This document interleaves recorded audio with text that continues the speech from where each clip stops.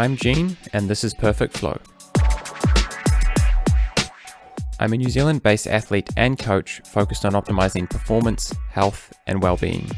While I have a professional background in biomedical engineering, I've chosen to follow my more immediate passions for running, endurance, adventure, movement, nutrition, lifestyle, community, psychology, and personal growth.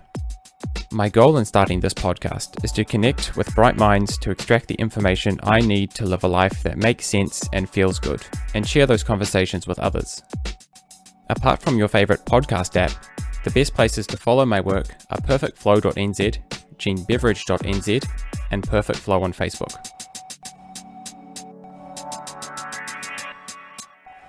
Hi guys, welcome back. It's been a little while since I did a podcast.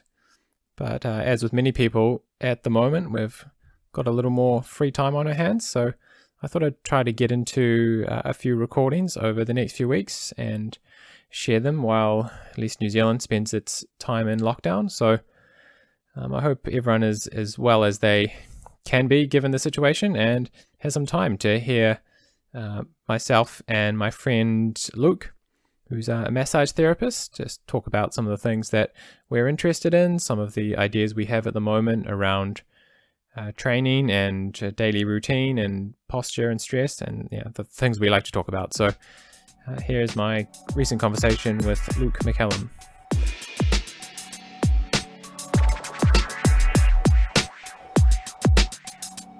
We just started talking about exercise life in lockdown, but we will jump back and just reframe where we're at for those of you who don't know you exactly. So you're a massage therapist, you work for Sports Lab, and there's a previous podcast that I've done that I'll link on the blog if people are keen to check out that previous conversation that we did. But we're in pretty different times at the moment. So how are you going at the moment? Where are you living? And what's your routine at the moment? Yeah, so thanks for having me back. So I'm currently in Mount Eden, kind of living within my bubble with my flatmates. Yeah, so at the moment there's another three of us here, and then I kind of have a bit of a routine where I make sure I get up nice and early, well, early compared to what could be happening. So I wake up at 7:30 and kind of start my day with kind of going to get a little bit of exercise kind of around the neighbourhood, either going for a walk or going for a run, depending on what I've got on. Yeah. And then kind of get on my day. Obviously, being in isolation, massage is something that is not something that I can actually offer to too many people. Yeah, that's right. I'm hoping to link up with Rich soon, and we can probably do some stuff through the video and take a look at some of the exercises that I'm doing. But I don't imagine you can offer much in the way of the therapies you usually do, or are there any other little jobs that you can do over the phone? I mean, I think that it's kind of more giving advice out to people, and through education, giving people a bit of a better understanding of where they're going and what they're trying to work on. I also think it's good to point out, while traditionally I do work with sports people and look at people who are trying to improve performance and kind of keep moving and continue to do everything that they want to be able to do throughout kind of their day and with their exercise.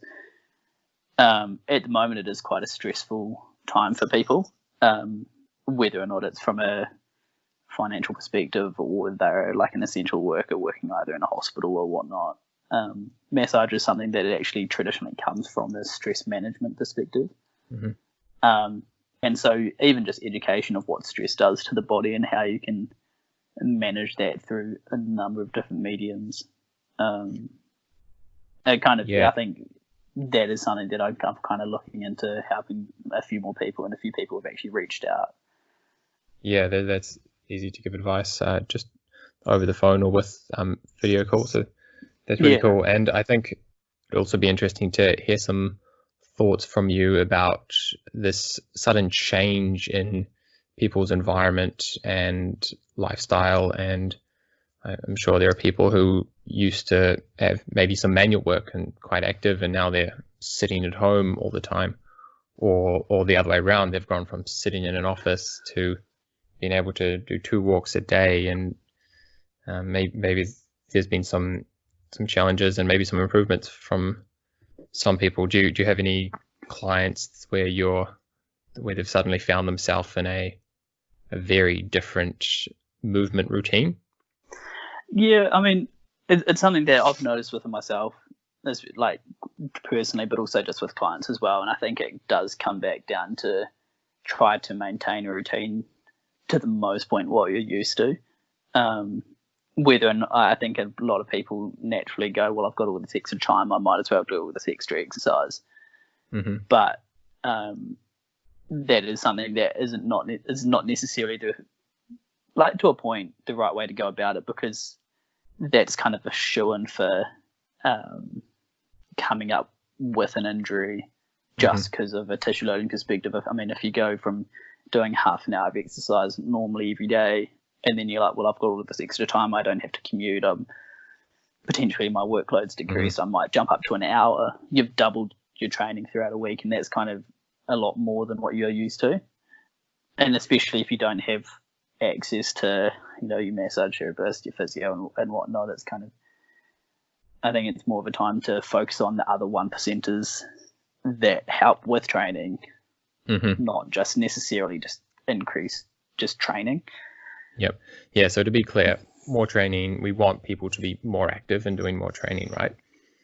But there's always this too much too soon, and that rate of change that you're inflicting on your body comes with a lot of risk.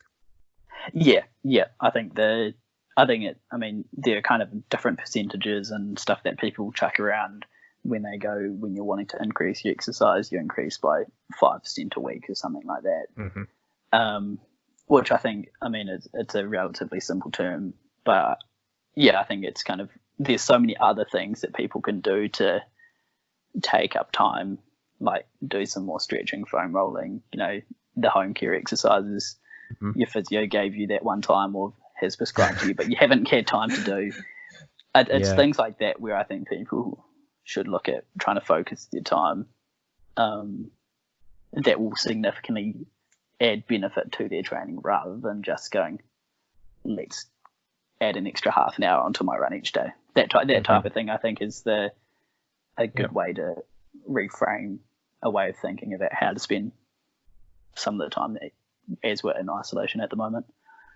Yeah, and I wonder if there's people who feel like they don't have much time to exercise, so their choice of session is always the hit session, or like a short fast run. And hopefully now, if people do have some more time on their hands, there's some appeal in doing a longer, slower session that isn't so time heavy, but it has a different physiological benefit, but an equally important physiological benefit.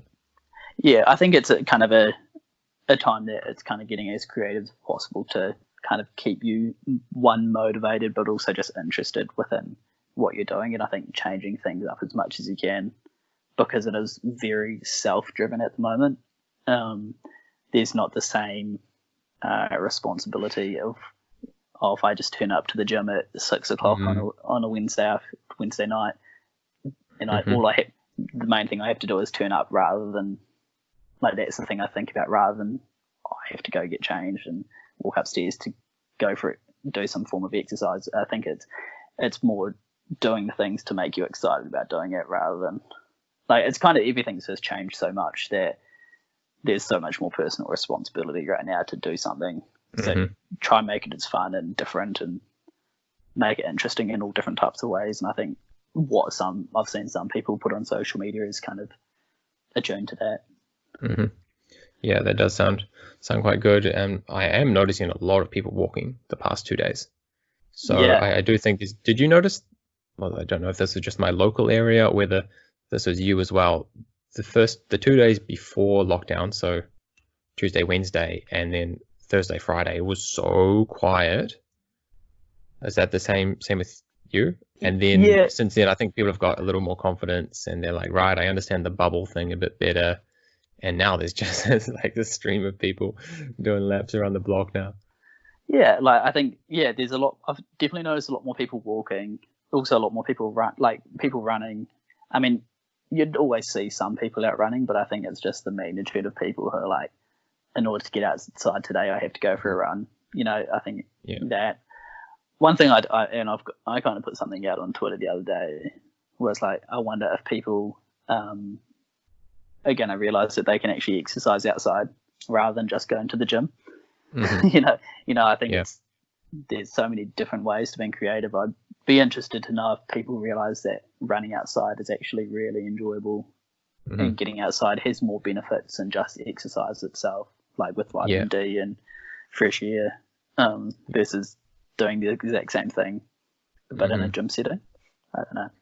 Yeah, I'd be really interested to have a crack at answering that question in a couple of months' time to Yeah, see whether all these people have discovered something new they felt like they were getting forced into, and now they perhaps really enjoy that freshness that a morning jog or a morning walk gets. Also pretty happy for all these dogs that seem to be getting a walk. I didn't know there were so many dogs in my neighborhood. I know. And I mean, they're animals in the same way we are, and we have similar physiology. And a lot of these dogs, I suspect, getting as under-exercised as a lot of humans are. Because, wow, suddenly all the dogs are being walked, and I have not seen these dogs before. So, yeah, I I guess think they're inside, and now they're finally getting let out. I think it's the whole thing of like at the moment we only have. If you go every day, if you're a non-essential worker, you're getting outside is your only real excuse to leave your house. It's like that or going to the supermarket for most people, and so if going for that walk, and it's kind of like that one sense of freedom that we do currently have. So I think most people are taking advantage of that and kind of seeing how important that actually is. Where usually you'd get that from just walking to the bus and you'd leave your dog at home type of thing. So Yeah, that's definitely a positive. yeah. It'll be really interesting to see, if people have changed their priorities a little bit. And also at a social level, I'm really interested to see whether people realize that maybe it was a little bit more enjoyable doing less. And Yeah. obviously, like this is one extreme, is a lot of people have almost nothing to do. But I do wonder if some people realize that actually there was a silver lining to that, and they've maybe snapped out of being hyper busy. Again, we'll see afterwards, or maybe people will just be so bored that the whiplash to productivity will drive them straight back. We'll see. I think it's an interesting thing. I think one thing that people might like. I mean, they'll go kind of that first day back at work. I think people will be really excited, and I think it'll be something that people will realize that how much value and doing something you enjoy adds to your life, and like how much like creatures of routine we actually are. And so, I mean, I already know that. I mean, I do really enjoy what I do for a living, but I think going back to work, it'll be this buzz that does last for quite a long time just from not doing it.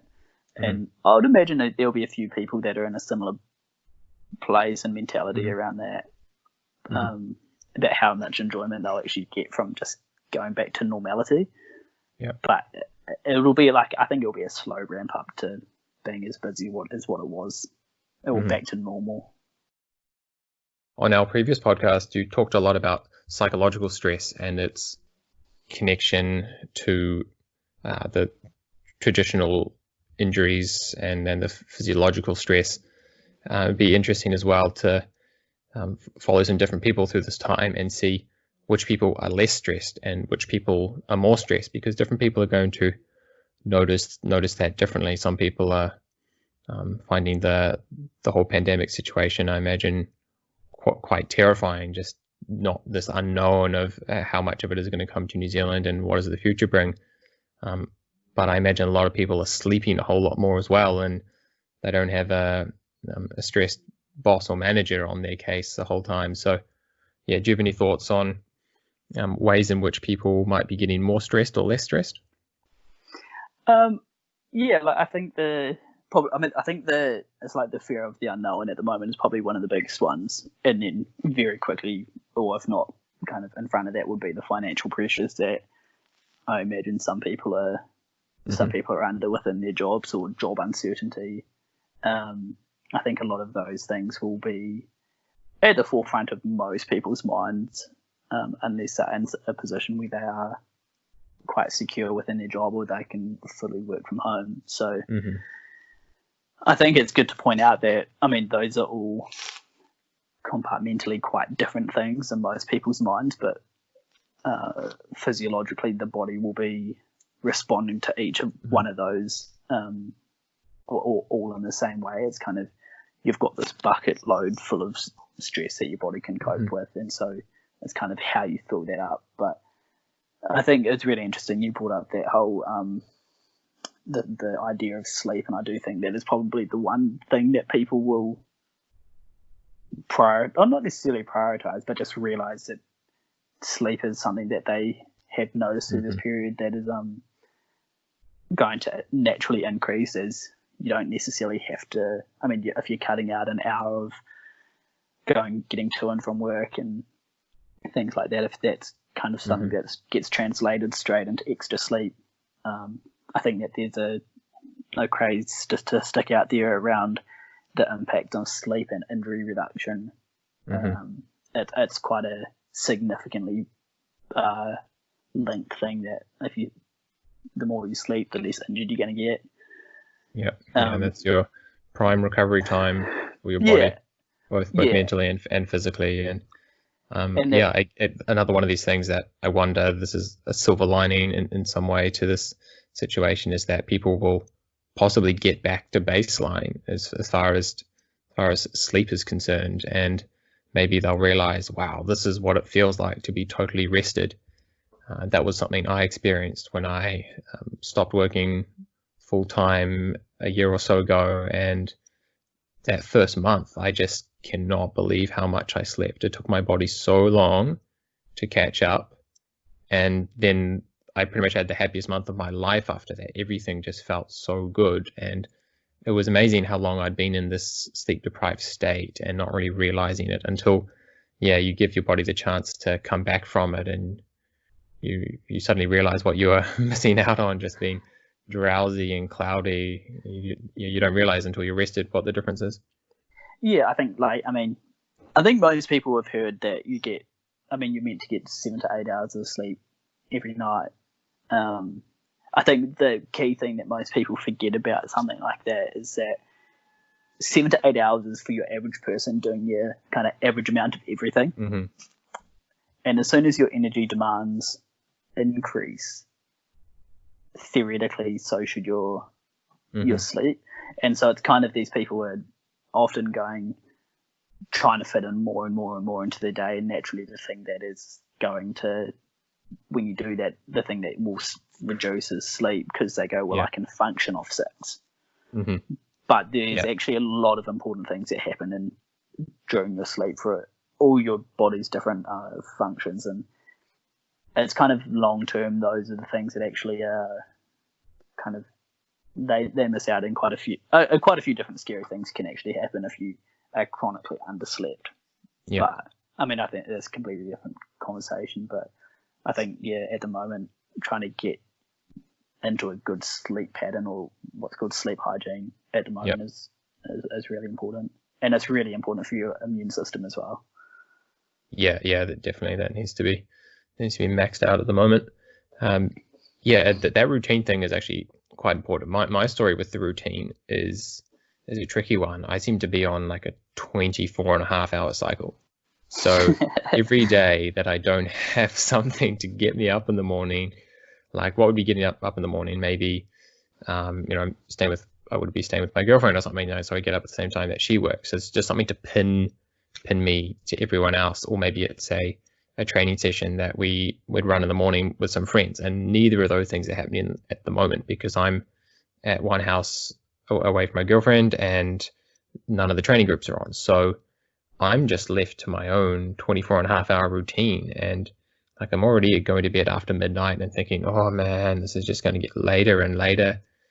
It's a tricky one for me. I have to start setting this alarm and having like one day of suffering so that I then have the sleep pressure to actually go to bed at a reasonable time. Otherwise I just drift around, and I'm sure there's a number of other people out there who also experience this. How do you get on without a kind of consistent link to the external world? I'm someone that, like, normally I start work at 7 a.m. and so I'm still kind of in that. I kind of get up 7:30 at the moment, and I kind of force myself to do that to create a routine. So you're setting an alarm just for the routine, not for any particular task? Yeah, I mean, yeah, it's or are you kind waking of up naturally? no, not yet. No, Yeah. I think it's for routine. Hmm. Partially because I know when we come through this, my routine is going to switch back to what it was before. And if I Hmm. was waking up at 9 o'clock every morning and then I have to go back and getting up at 5:30, Yeah. it'll create a week from hell. Yeah. Trying to get back into routine. Yeah. Totally.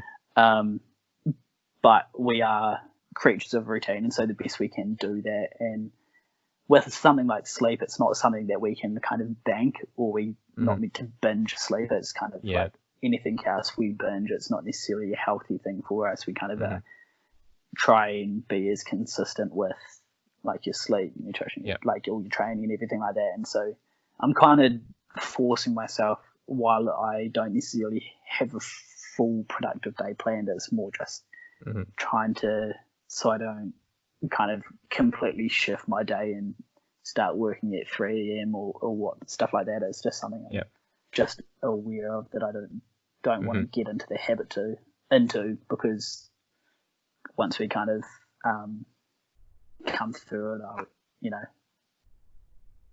I'll it's going to hurt. Struggle on, yeah.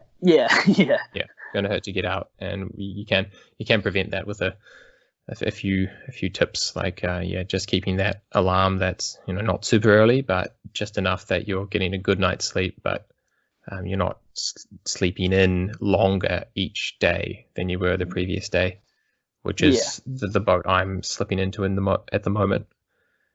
So I'm gonna have to do something about that, otherwise I'm going to end up nocturnal in a month's time. I'm going to be all 12 hours out if I keep adding another half an hour each night, and stuff like checking the news after 10 p.m. like I just end up going down a rabbit hole every time, and things like that have to stop, because like the news will be there in the morning, and I just get way too into it. So I think there's a challenge here. I know what some people do is they actually set an alarm to go to bed. Because it's kind of you set an alarm to start your day, but setting an alarm to finish your day is also another way to look at it, where you kind of know that, I mean, some people set their alarm at one time and they're like, I know I've got half an hour to get out of bed, and it's a similar thing. It's like you set your alarm for 10 o'clock knowing that it's going to take you half an hour to do whatever you're doing. I mean, by that point, for most people, it's not overly important work, so that's kind of more of just a putting your things away, loading up the dishwasher and brushing your teeth and away you go. So it's kind of just getting into routine, doing things like that. And for the people that I know who have started doing that, it has actually helped quite a lot. Yeah, and my advice with that is just think less and do it. Like, the time is the time. Like, okay, off, quickly, just keep moving. Because the longer you take to turn off that TV, the more excuses you'll find. Or you take to turn off the computer or put down the phone, the more excuses you'll find to keep reading is what I find. If I'm on a roll, I'll just turn things off and find myself brushing my teeth, and then I'm in bed. But you'll find the excuses if you give yourself the time. And so there was also some questions around posture. I was keen to ask. I've found myself kind of in the same routine. I've worked from home already, so I'm spending the same amount of time in the same positions that I usually do. I imagine a lot of people have come from, I'm imagining someone who was working outside, maybe a manual job or something, and now they're stuck inside and their couch time is probably going through the roof. Maybe they're doing a bit more walking or something, but their overall standing time throughout the day might have plummeted. And I imagine there's people in the other boat who used to just work hunched over a computer for 8 hours of the day, and now they're being more flexible and have a lot more variation throughout their day. So do you have any thoughts on that sudden change in posture and other things that people can do to keep their day more similar, or maybe just find a better way to punctuate these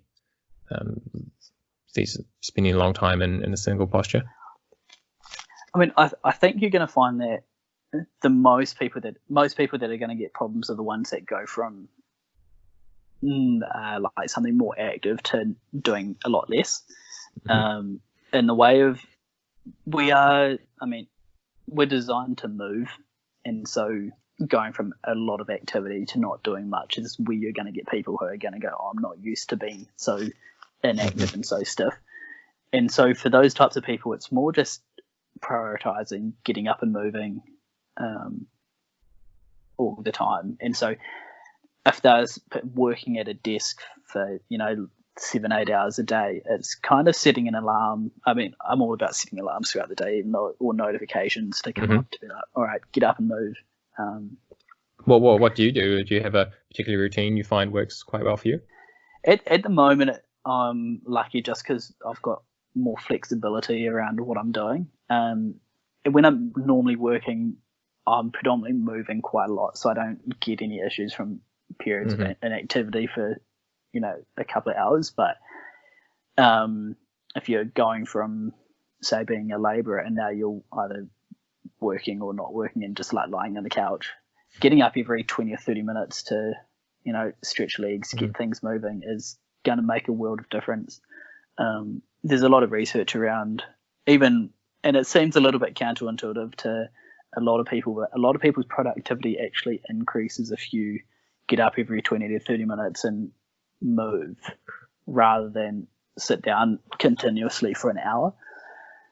And so it kind of seems counterintuitive because you're leaving the workspace, but actually getting moving and having a mental reset can actually be quite beneficial. Yeah, I noticed that phenomena quite strongly with myself.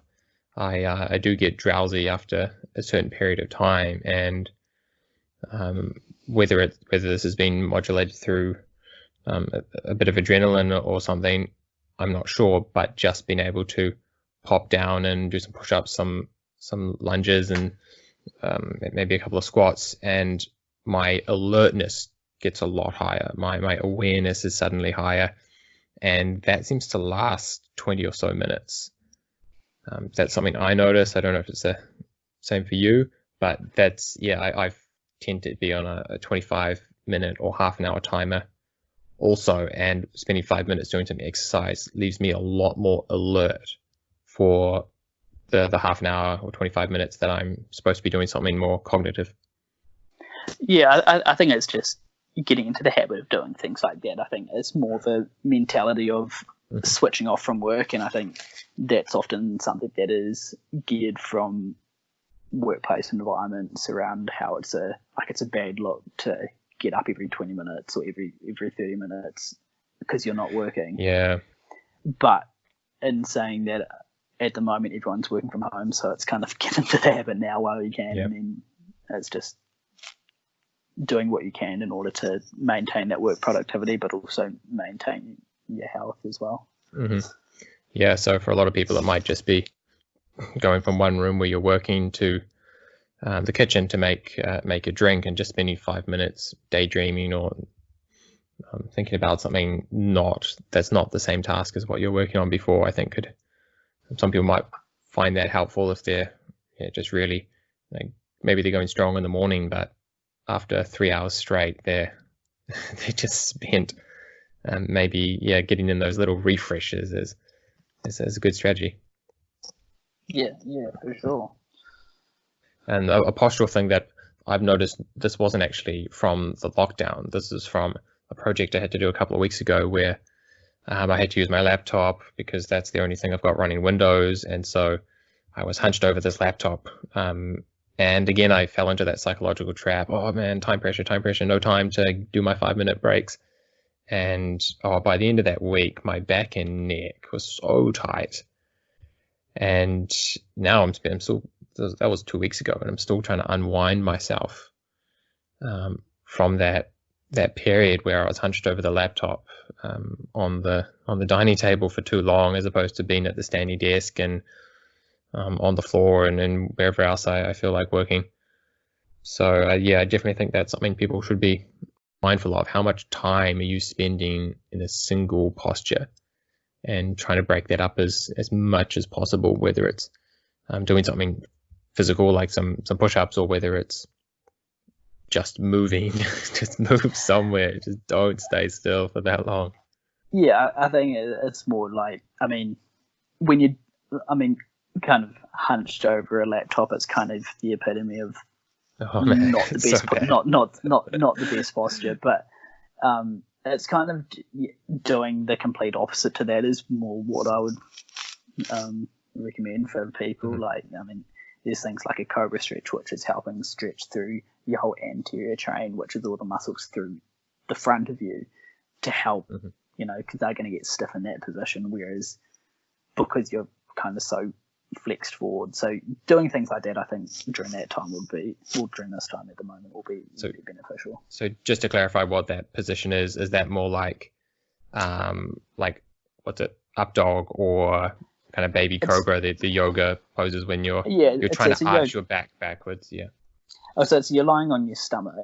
Yeah. Almost, and so if you're almost to go up into a press out position, but keeping your pelvis or your hips on the ground, so it's going to start stretching through kind of your core up through the front of your chest, up through your neck. Yeah, and you can really get that head high and that chin up, and I find that is what locks down the most actually. Like my back is maybe getting tighter, but the really bad posture is I think felt in my neck, which is kind of been pulled. The bottom of my head's been pulled backwards and down basically, and my chin's kind of going up, and the whole thing's just tightening up, and it needs to bend forward, it needs to bend back, it needs to rotate, and it takes a while to unwind it. Eh? Yes, it does. Yeah, it's kind of like if you're there for 8 hours, it's kind of like, I mean, I would never say go be in the opposite position exactly for 8 hours, but theoretically, it's kind of something that we should think about. It's like, well, if you're doing one thing for 8 hours in one position, maybe you should start thinking about doing something in the opposite type of position in order to I think just maintain balance between the front and the back. Yeah, I think that's a better way to describe it than to say that there's a list of good postures and these are a list of bad postures. I'm sure we could say some are worse than others, but you can if you find yourself in what would be a good posture for 8 hours, it quickly turns into a bad posture. So it's just your body, your muscles want to change length regularly.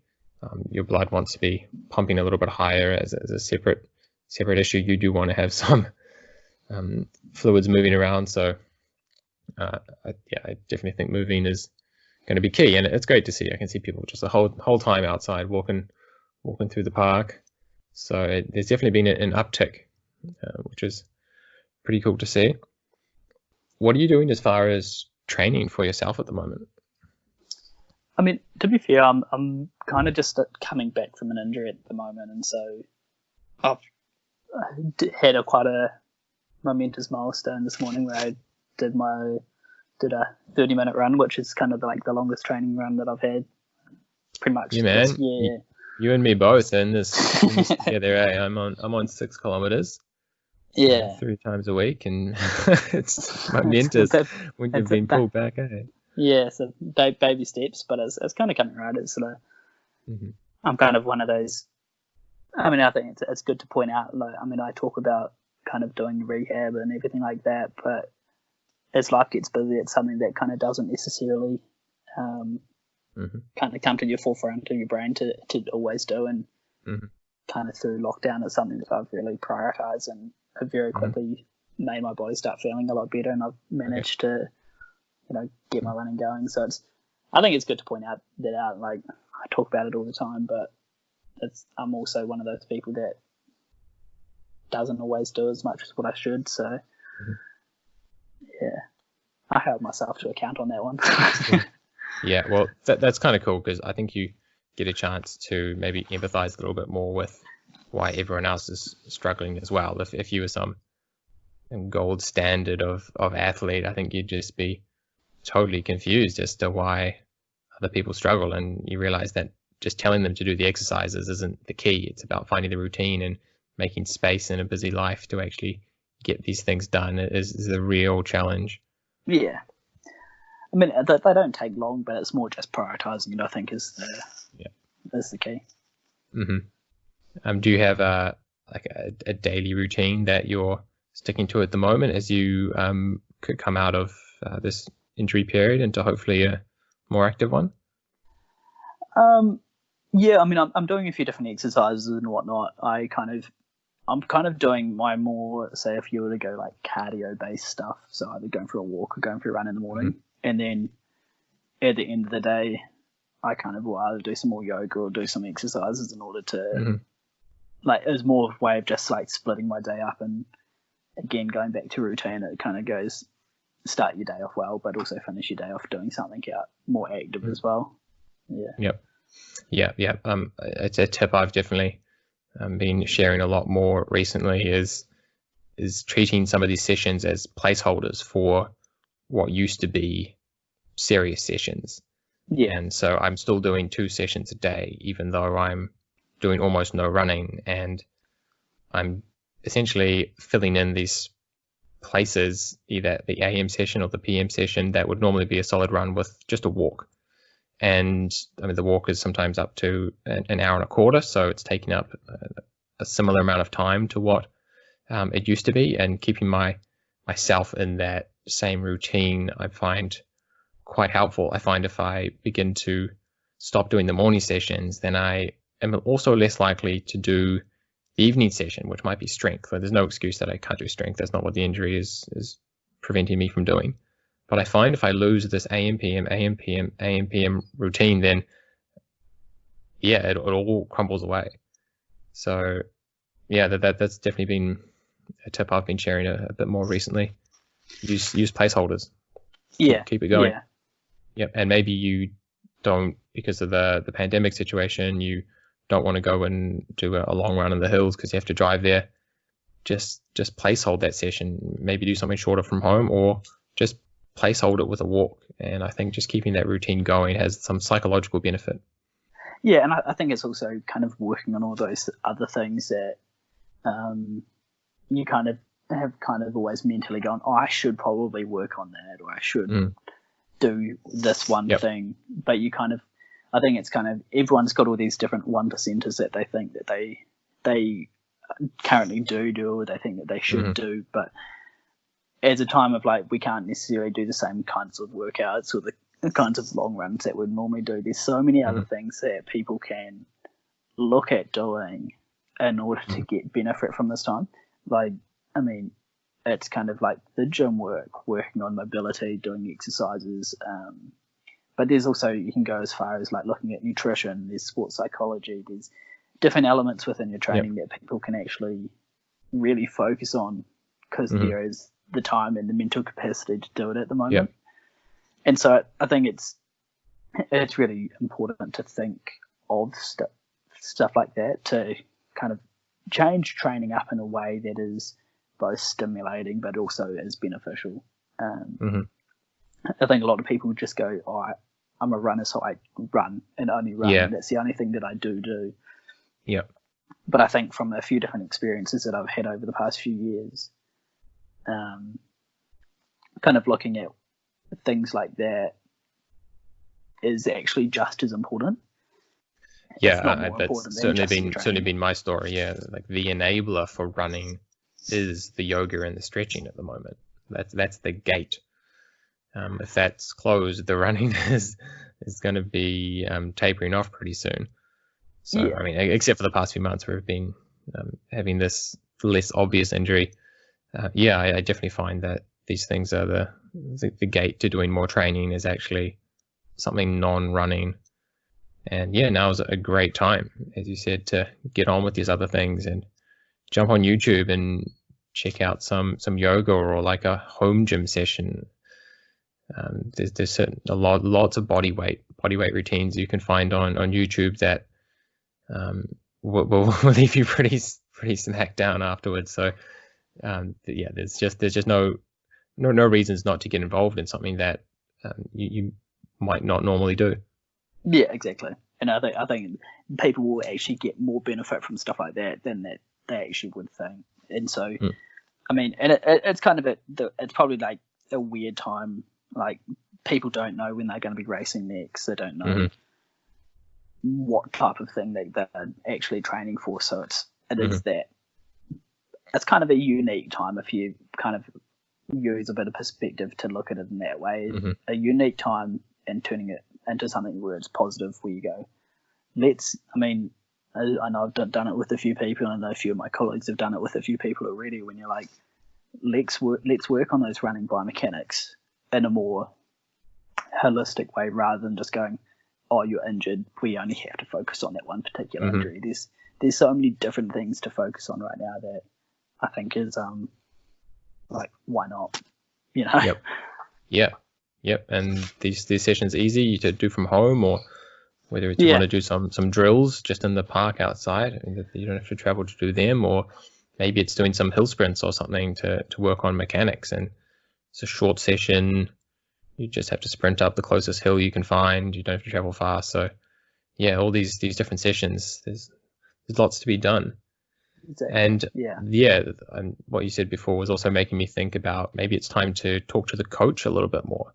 So your big race got cancelled, like mine did, and damn, that was, I was getting psyched up for it. But oh, sweet, when's the next race? Now I have a really long time to really put in some good base work, sort out this injury, figure out all the biomechanics, and try to do the best long build that you would possibly want to do. And this is something I've definitely noticed over the past few years, is that the less racing I do, I think the more enjoyment I have on average. I find coming into racing a little bit stressful, and you have to do less training, and I like doing more training. So it's actually it's actually more enjoyable for me to be further away from a race, to be further out, and to be able to do the training exactly how it kind of should be done. And there's no compromises in doing a good base because you don't have much time.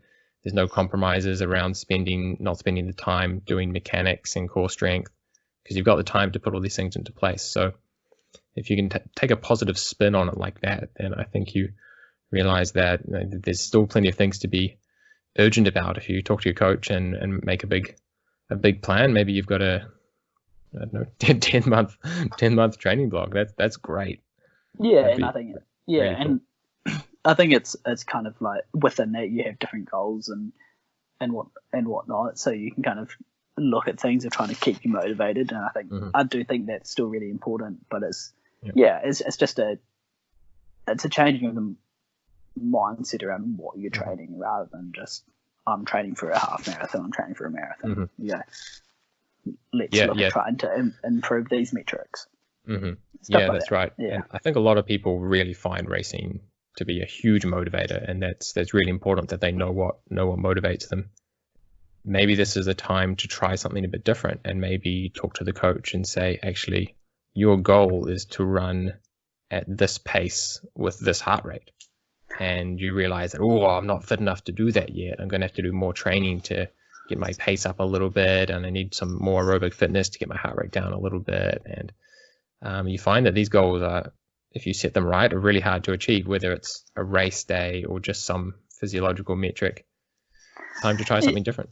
Yeah, I think often a lot of people, and especially like say as an example, a lot of people I treat marathon runners or the kind of trail ultra runners, and so often a lot of the thing that they see as challenges is running longer or trying to improve upon a PB, and it's a unique time where you can go like, we don't have access to running that long at the moment, so you go, well, I don't know when I'm going to race next, but let's train for a 5K. That's something that we can do around our neighbourhood, which is kind of a recommendation from the government. But it kind of goes, there's a goal in itself that people can look at and go, that's actually just as hard, for some people, if not harder than running this 60, 80, 100K race. Because it is so a few seconds off my 1K time. God damn it. Yeah. It's impossible. Well, it's because our physiology is so different if you were running a 100K or a marathon race versus trying to run this 5K time, which is for most people done around that, like 18 to 25 minute mark. So it's kind of like, it's a different challenge, and I think that's something that people should be looking at. Yeah, and really celebrate those times when you take 1 minute off your 5K time. Like that. That's showing a lot of work has gone in, and I often would like to see more credit for those gains. Yeah, I mean, it's taking a minute off your 5K time. It's like taking an hour off your 100K time. Yeah. Like, people would celebrate that massively, Mm-hmm. but it's kind of like, just reframe it, because a minute off a 5K time is huge. Yeah. I definitely on board with this reframing. Not that we shouldn't celebrate people for their monumental ultra efforts, but there's also the effort that's put in not on race day. I think that those of us who are maybe deeper into a more long-term approach to training really appreciate that those hours and hours are often not on race day for some of these shorter disciplines, and Just enjoy the digging process. really deep. Yeah, and really congratulating people when they do take these minutes and seconds off these shorter race times. Really reflective of a lot of effort. And yeah, as someone who, the fastest 5K I did was, oh man, like almost 8 years ago now. And yeah, like I understand just how hard it is to get back improve to that. those Yeah. quick times. Yeah, like you've got to do the most painful sessions of all, and more of them. Yeah. And yeah, I think people maybe shy away from that a little bit, and as a community, perhaps like shy away from rewarding those who are really going hard with that kind of stuff, because yeah, in many cases the long social running is easier to get done, I think. Yeah. Well, it's like it's done in people. It's done in people's physiological comfort zone, and so kind of getting out of that is uncomfortable and it feels gross because you're not used to it. And so I think just knowing that it can help it make it easier. It's just it's training your physiology to do something different that it hasn't done for a long time. Yeah. So. Oh boy, yeah. Another question, totally unrelated to all of this. You went to Kenya last year, is that right? I did. Yep. Yeah. Just over a year ago. Yeah, cool. And that was a trip you took with, was it the Robertson twins? Yeah. So Jake was over there, and then twins brothers. Sorry. Yeah, and then also a few of my friends, Aaron Pulford and Murdoch McIntyre, who are one of the guys. They're both kind of like both national champs in their own right, based here in New Zealand. So we were kind of over there training together. I think I was there for about 10 weeks. Aaron was there for, I think, about 3.5 months, and Murdoch was there for about 6-7 weeks. And so, yeah, it was a really unique experience and kind of incredible experience being in this place where it's like, I mean, it's just everyone there runs. It was absolutely insane. Yeah, and so what was the purpose in you being over there? Were you traveling as a massage therapist? Yeah, so I was there as a massage therapist, and kind of like looking after the group of New Zealanders that was there. But also it meant that I also got the opportunity to train at altitude for a long period of time. Yeah. Yep. Cool.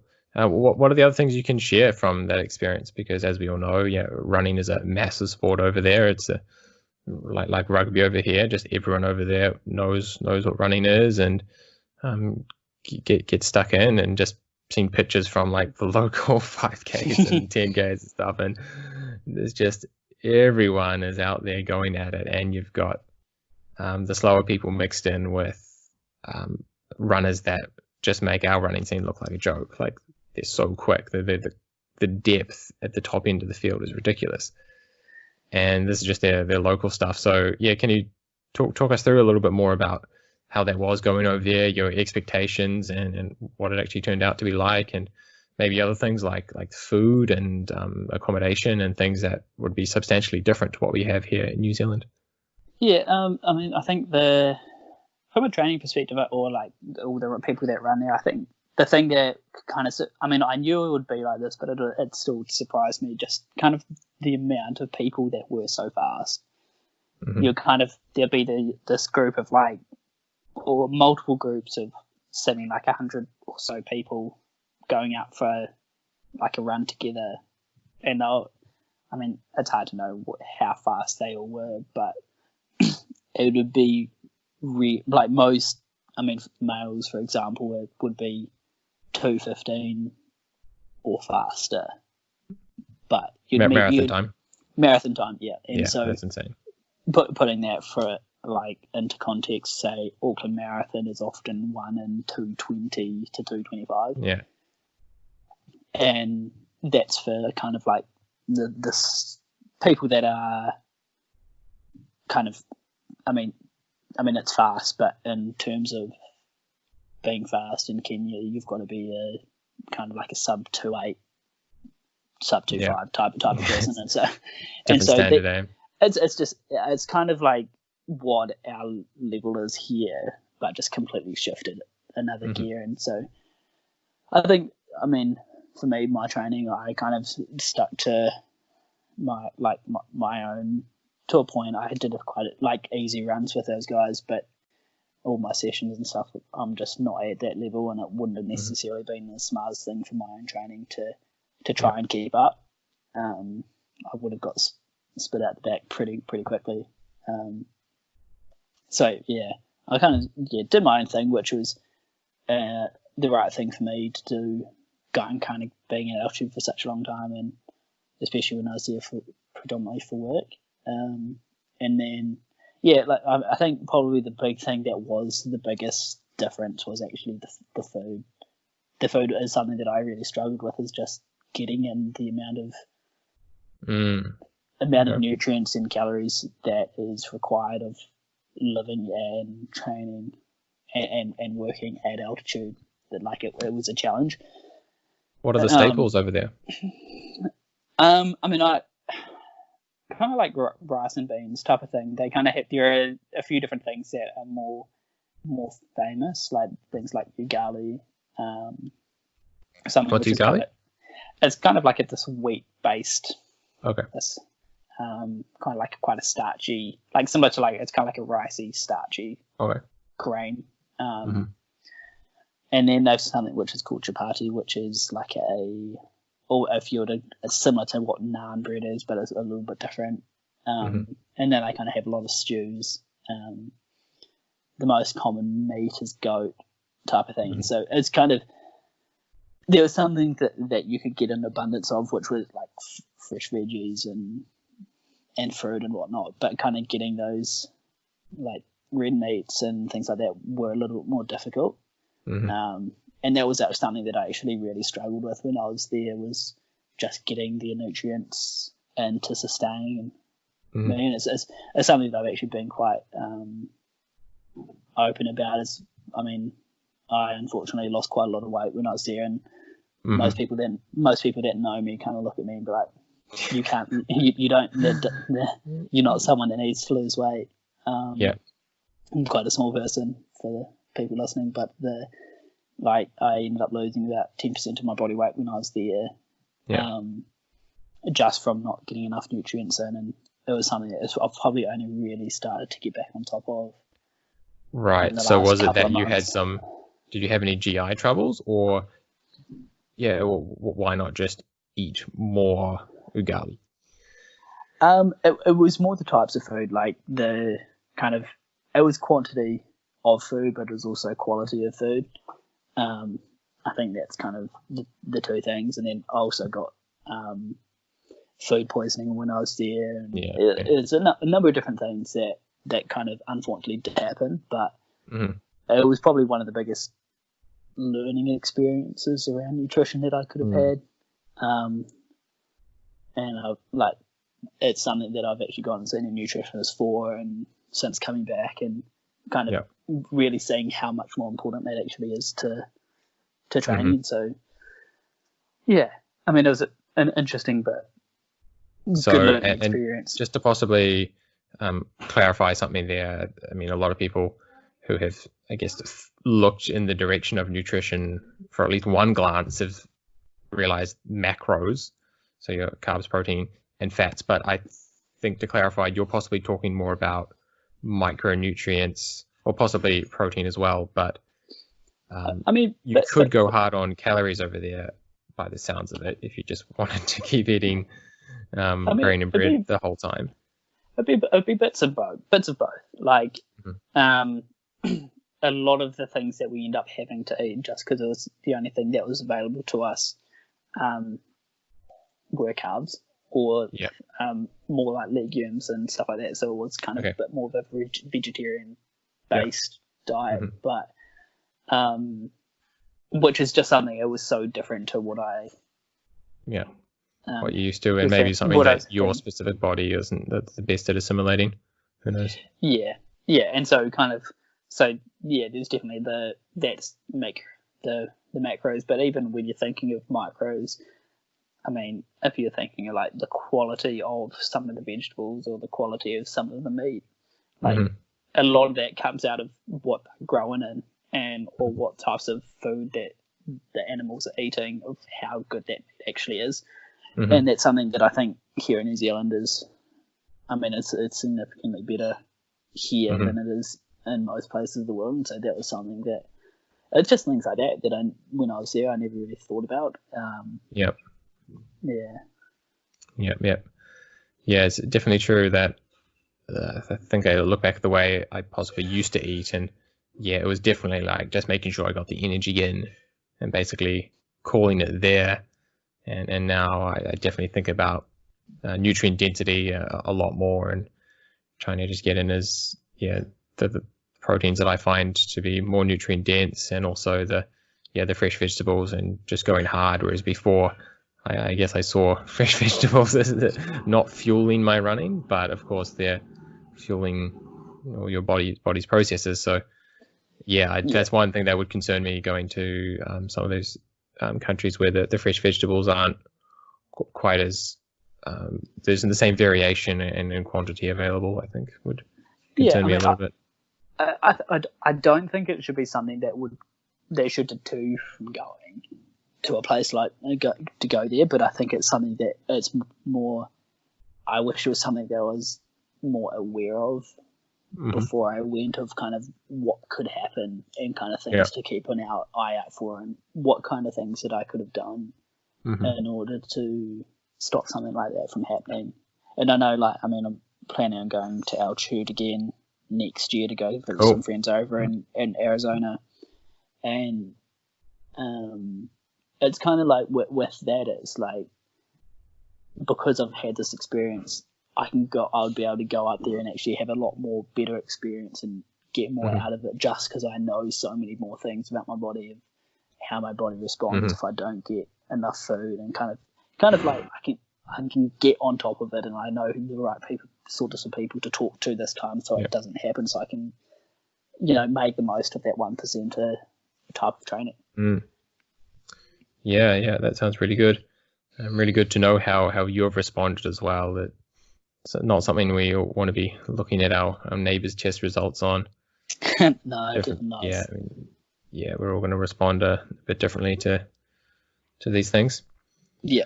Sweet. Well, wishing you the best for the rest of lockdown. Sounds like you've got yourself in a good place, and I hope anyone listening can also take some tips, and this could be the most liberating experience for a lot of people. And for a lot of people, it's going to be quite stressful. So there's certainly certain facts that are out of our control, and there's a lot of mindset, I think, that's in our control, and things that we can continue to tweak. So I hope people can improve the things that they can improve, and really seek to make the most out of this time, and be interesting to see what people can learn. And thanks, Luke. All right, no problem. Pretty good. Thank you. Pretty good to have you on. Cheers, mate.